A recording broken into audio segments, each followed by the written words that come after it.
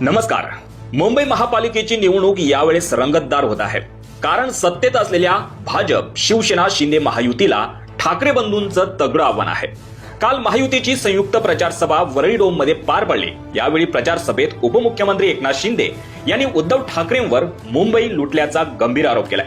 पण हा आरोप करताना शिंदे एका अशा चक्रव्यूहात अडकलेत जिथून बाहेर पडणं कठीण दिसतंय. आज आपण याच मुद्द्यांचं विश्लेषण करणार आहोत की मुंबई कुणी लुटली आणि या आरोपांची झळ प्रत्यक्ष अप्रत्यक्षपणे बाळासाहेबांच्या प्रतिमेला पोहोचते का? चला तर मग सुरुवात करूयात. मुद्दा नंबर 1. शिंदे गट वारंवार सांगतो की आम्हीच खरी शिवसेना आहोत.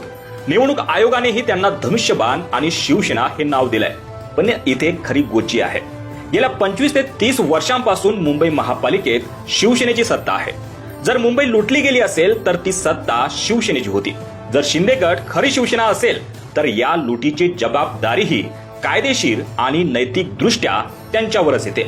प्रश्न हा उरतो, ज्या सत्तेत एकनाथ शिंदे स्वतः अनेक वर्ष मंत्री होते, ज्या सत्तेचे ते भाग होते, ती सत्ता लुटीची कशी काय असू शकते?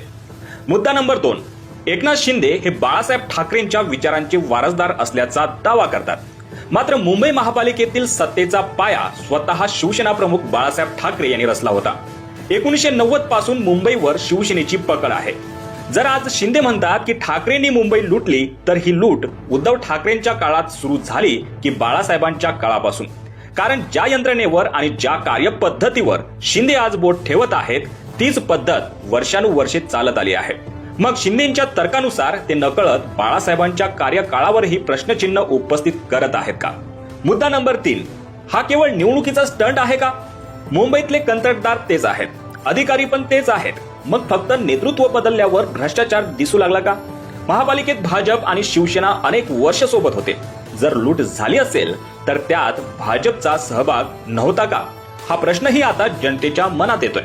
थोडक्यात सांगायचं तर मुंबई लुटली हा आरोप करणं म्हणजे स्वतःच्याच जुन्या घराला आग लावण्यासारखं आहे. जर शिंदे स्वतःला खरी शिवसेना मानत असतील तर त्यांना या लुटीच्या पापाचे वाटेकरी व्हावेच लागेल. आणि जर ते केवळ उद्धव ठाकरेंना लक्ष करत असतील तर त्यांना हे सिद्ध करावं लागेल की बाळासाहेबांची शिवसेना आणि उद्धव ठाकरेंची शिवसेना यात भ्रष्टाचाराची नक्की रेषा कुठे होती. अन्यथा हे आरोप शिंदेच्या ओरिजिनल शिवसेनेच्या दाव्याला तडे देणारे ठरतील. असेच नवनवीन व्हिडिओ पाहण्यासाठी राजकीय मंचला सबस्क्राईब करा, लाईक करा, कमेंट करा, शेअर करा. जय हिंद, जय महाराष्ट्र.